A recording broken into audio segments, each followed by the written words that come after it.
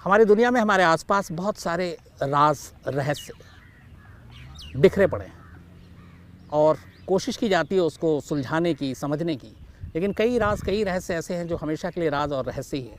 न सिर्फ इंसानों ने, अलग अलग पुलिस एजेंसियों ने, सरकारों ने, बल्कि कई बार वैज्ञानिकों ने भी कोशिश की कुछ राज को सुलझाने की, उनके सवाल के जवाब सामने लाने की, लेकिन वो सामने नहीं आ पाया। आज की कहानी ऐसी ही है।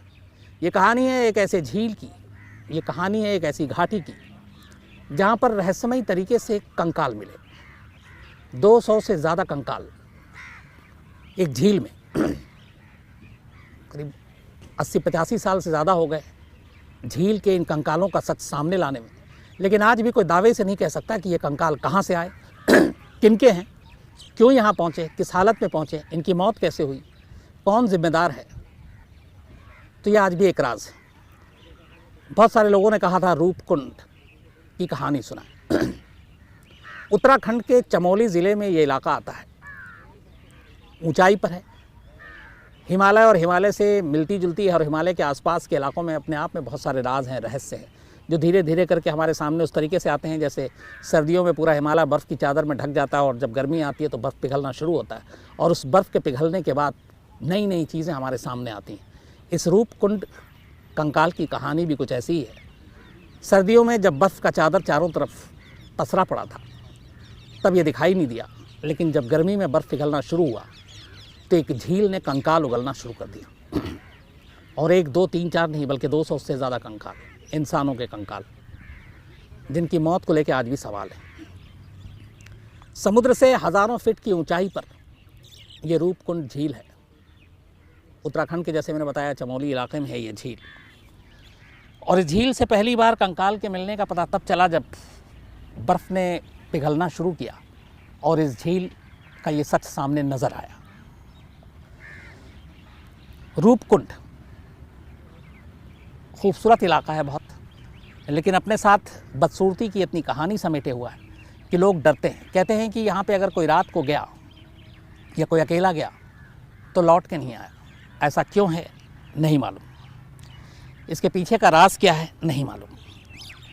कई कहानियाँ उसको लेकर सामने आई। एक कहा गया शुरुआत में कि इंसानों के कंकाल का मतलब क्या है ऐसे इलाके में, एक झील में, और इतने सारे एक साथ। तो अलग अलग तमाम कहानियाँ किससे सामने आए, अलग अलग लोगों ने जांच की। एक आया कि जब सेकेंड वर्ल्ड वॉर चल रहा था, द्वितीय विश्व युद्ध, तो उसी दौरान में एक अंग्रेज़ अफसर थे जिनका नाम था, बल्कि फॉरेस्ट गार्ड थे, और ये चमोली और उसके आसपास पोस्टेड थे ब्रिटिश काल में सेकेंड वर्ल्ड वॉर के दौरान। और कहते हैं कि इसी अंग्रेज़ अफसर जो फॉरेस्ट गार्ड था, सबसे पहले उसने इस रूपकुंड की झील और उस झील के कंकाल का सच दुनिया के सामने यही फॉरेस्ट गार्ड लेकर आया था। वो वहाँ से गुजर रहा था, गर्मियाँ शुरू हो चुकी थी, बर्फ़ पिघल रहा था, और तभी उसकी नज़र इस रूपकुंड झील में पड़ी और उसकी आंखें पथरा गई जब उसने देखा झील में कंकालों को तैरते हुए। पहले तो उसे कुछ समझ में नहीं आया, फिर अपने लोगों के साथ गया और उसके बाद उस झील के कंकाल को जब देखा तो सभी की आंखें फटी की फटी रह गई। करीब 200 चूँकि कंकाल थे, कुछ हड्डियाँ टूट गई थी, लेकिन अंदाज़ा लगाया गया कि 200 या उससे ज़्यादा इंसानों के कंकाल हैं ये। फिर उस फॉरेस्ट गार्ड ने अपने सीनियर सुपीरियर अफसरों को खबर दी। इसके बाद वहाँ टीम पहुँची और वहाँ से उन कंकालों का सच तलाशने की कोशिश शुरू की गई। तो एक अंग्रेज़ अफसर के ज़रिए पहले बार रूपकुंड का सच हमारे सामने आया। अब ये हुआ कि इतने सारे कंकाल, चमोली का ये इलाका, यहाँ तक कौन कैसे आ सकता है, सामूहिक तौर पर इतने सारे इंसानों का कत्लेआम कैसे हो सकता है, या फिर ये किसी और हादसे का शिकार हुए हैं। तमाम बातें, तमाम सवाल सामने जहन में थी। जांच शुरू हुई, अलग अलग अंदाज़ा लगाया गया। जो पहली चीज़ सामने आई वो ये थी कि शायद ये जो कंकाल हैं ये जापानी सैनिकों के। इसके पीछे तर्क ये दिया गया कि सेकेंड वर्ल्ड वॉर के दौरान जापानी सेना भारत में घुसपैठ करने की कोशिश कर रही थी और इसी घुसपैठ के दौरान वो इस चमोली इलाके से गुजरती है, चमोली के इलाके से, और यहाँ पे शायद ख़राब मौसम की वजह से वो फंस जाती है और उसी तूफ़ान के ये लोग शिकार होते हैं और उनकी लाशें इस झील में पड़ी मिलती हैं। तो ये जापानी सैनिकों की लाशें हैं, ये जापानी सैनिकों के कंकाल हैं। पहली चीज़ ये सामने आई। इसके बाद उन कंकालों को तब तक निकाल कर ब्रिटिश सरकार और ब्रिटिश अफसरान उसकी छानबीन कर रहे थे। उस छानबीन के दौरान उन्हें पहली चीज़ ये पता चली कि ये कंकाल पुराने हैं। मतलब सेकेंड वर्ल्ड वॉर की जो थ्योरी सामने आ रही है कि ब्रिटिश सैनिक ने जो बताया कि शायद जापानी सेना जो भारत में घुसपैठ कर रही है वो किसी तूफान में फंस गए और ये उनकी लाशें उनके कंकाल हैं। लेकिन जांच में जब ये सामने आया कि ये कंकाल बेहद पुराने हैं तो ये थ्योरी अपने आप गलत हो गई, क्योंकि जापानी सैनिक उस वक्त और जो लाश का की एज थी उन दोनों में ज़मीन आसमान का फ़र्क था। तो फिर ये हुआ कि नहीं, ये जापानी सैनिकों की लाशें नहीं हो सकती क्योंकि कंकाल बेहद पुराने हैं। तो कोई किसी नतीजे तक नहीं पहुंच पाया। जांच फिर भी जारी रही, तलाश करने की कोशिश की गई कि इन कंकालों का रहस्य क्या है। ये जो कंकाल मिले थे ये 1942 में मिले थे। तो 42 के हिसाब से 60 और 20 80 2 82 82 ईयर्स हो गया, 82 साल की बात है। 1942 मतलब अंग्रेज़ों के हमारे देश से जाने से करीब 5 साल पहले की बात है। तो जापानी सैनिकों की थ्योरी गलत साबित हो गई, लेकिन जांच जारी है कि आखिर सच क्या है। और इसी दौरान में एक थ्योरी और नई सामने आई। वो थ्योरी ये थी कि उस वक्त कश्मीर के जो जनरल थे जोरावर सिंह, उनकी सेना इस तरफ आई थी और ये जोरावर सिंह की सेना की ही लाशें और उनके सैनिकों के कंकाल हैं। और ये बात लगभग जब ये कंकाल मिले उससे 100 साल पुरानी थी। कंकाल मिलती है 1942 में, और जनरल जोरावर सिंह और उनके सैनिकों की जो बात थी वो है 1841 की, 1841 की। कहा गया था कि उस वक्त जनरल जोरावर सिंह तिब्बत युद्ध के, लद्दाख और तिब्बत ये सारी चीज़ें आपको कहानी सुनाई है। तो जनरल जोरावर सिंह अपनी सेना के साथ 1841 में तिब्बत युद्ध से लौट रहे थे और इसी चमोली के रास्ते वो वापस कश्मीर की तरफ जा रहे थे। लेकिन रास्ता भटक गई पूरी सैनिक, और रास्ता भटकने के बाद वो इस तरफ चले आए। और ये कहा गया कि उसी वक्त मौसम ख़राब हुआ और आसमान से बड़े ओले गिरे, और वो जो ओले थे वो एक एक ओला जो है क्रिकेट के बॉल के जितने साइज़ का था। इस रूपकुंड झील के आसपास का पूरा इलाका खुला था, सिवाय सर पे आसमान के और कुछ था नहीं, कहीं छुपने का कोई आसरा नहीं था। तो इन ओलों से बचने का मौका नहीं मिला इन सैनिकों को, और वो ओले इन लोगों को इस तरह से इनके ऊपर गिरे कि सैनिकों की मौत हो गई 1841 में। चूँकि वीरान इलाका था, ओलों ने सर को अपना निशाना बनाया, और इसीलिए ये जोरावर सिंह के सैनिकों की सारी कंकालें हैं। इस बात की पुष्टि के लिए एक और तर्क दिया गया कि जो कंकाल मिले थे उनके सर पे ज़्यादातर के चोट थे और सर फ्रैक्चर था, सर की हड्डी टूटी हुई थी बहुत सारे सैनिकों की। तो उसको इससे जोड़ा गया कि जब क्रिकेट के बॉल के साइज़ का एक ओला आसमान से गिरे और सर पे लगे तो फिर सर पे किस तरीके की चोट आएगी, सर की हड्डी टूटेगी, फ्रैक्चर होगा। तो ये कहा गया कि ये बिल्कुल जोरावर सिंह के सैनिकों की ही लाशें हैं। बात यहाँ तक आई, लेकिन फिर कई चीज़ें थी कि नहीं, ये पॉसिबल नहीं है। इसके बाद कई और सारी थ्योरी आई। एक जो लोकल चमोली और उत्तराखंड के तमाम लोग हैं उनकी एक पुरानी मान्यता थी इस कंकाल को लेकर, और उनकी मान्यता ये है कि कन्नौज के एक राजा हुआ करते थे जिनका नाम था जसधवल। तो कन्नौज के राजा जसधवल अपनी उनकी जो पत्नी थी वो उस वक्त गर्भवती थी, और उस गर्भवती पत्नी के साथ ये तीर्थ यात्रा पर निकले थे। इनको हिमाचल पर, बल्कि हिमालय पर मौजूद एक मंदिर है, बहुत ही मशहूर मंदिर, नंदा देवी मंदिर। तो उस नंदा देवी मंदिर में दर्शन के लिए जाना था अपनी गर्भवती पत्नी को लेकर। इस नंदा देवी मंदिर में हर 12 साल में एक बहुत बड़ा समारोह होता था, और यहाँ पे बहुत ज़्यादा लोग दर्शालु जो है वो आया करते थे, भीड़ हुआ करती थी। तो वो 12 साल पूरे हो रहे थे, पत्नी गर्भवती थी, मन्नतें मांगी थी, तो अपने पूरे काफिले के साथ, लाओ लश्कर के साथ राजा जसधवल अपनी गर्भवती पत्नी को लेकर नंदा देवी के मंदिर दर्शन के लिए जा रहे थे। हालांकि कई लोगों ने उनको ये सलाह दी थी कि इस तरीके से लाओ लश्कर तामझाम ढोल नगाड़ों के साथ न जाएं, नंदा देवी बुरा मान जाएंगी, कुछ अपशकुन हो जाएगा। लेकिन राजा नहीं माने, बेहद खुश थे कि पत्नी गर्भवती है, सिंहासन का एक उत्तराधिकारी आ रहा है, और वो यात्रा पर निकल पड़े। हालांकि उन्हें बार बार कहा गया कि इससे देवी नाराज़ होंगी जिस तरीके से आप इस यात्रा पर निकले।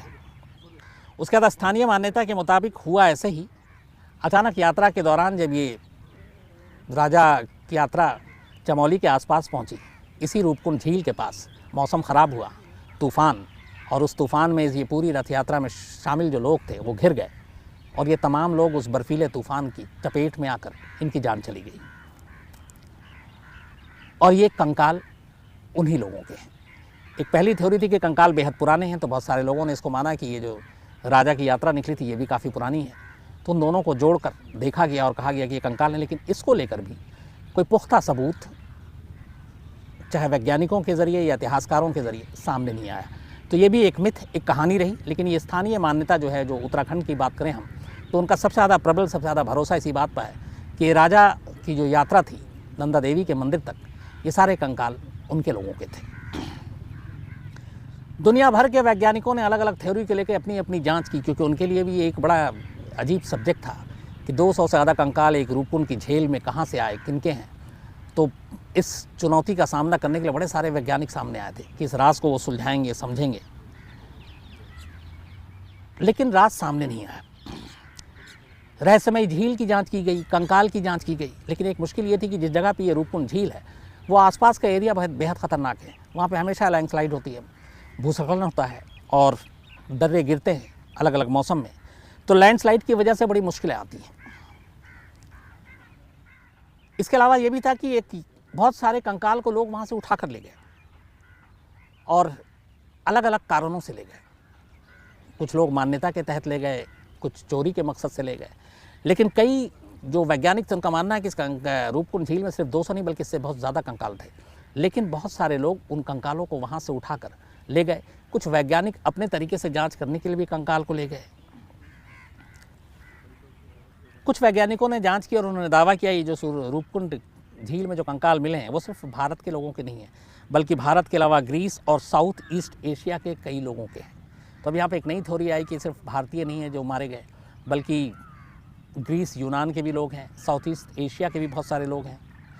फिर उनका ये भी कहना था कि अपनी जांच के बाद ये सारे कंकाल एक साथ इस झील में नहीं आए, बल्कि अलग अलग वक्त में आए और धीरे धीरे जमा होकर इनकी तादाद 200 से ज़्यादा हो गई। मतलब एक साथ इतने लोगों की मौत नहीं हुई, एक थ्योरी ये भी आई।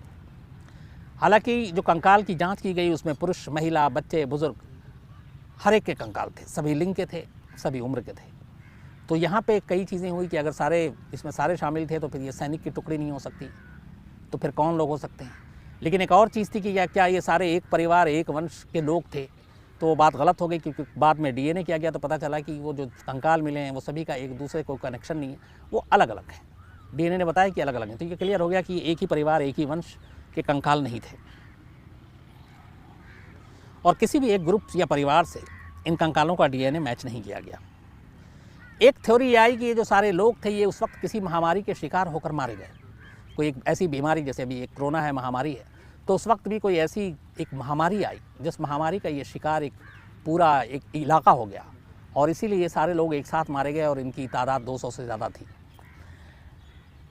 लेकिन जब इसकी जांच की गई कंकालों को सामने रखकर, तो महामारी में किस चीज़ या किस बीमारी से मौत हुई, इसकी जब तफ्तीश और जांच की गई तो पता चला कि इन लोगों में ऐसे कोई भी कीटाणुओं के अंश नहीं मिले, ऐसी कोई भी बैक्टीरिया नहीं मिली जो ये साबित करे कि ये सारे लोग किसी महामारी, किसी बीमारी का शिकार होकर मरे थे। तो एक शक ये जताया गया, लेकिन जब जांच हुई तो इन थ्योरी को भी खारिज कर दिया गया, क्योंकि कोई ऐसी बीमारी या कीटाणु के अंश मिले नहीं।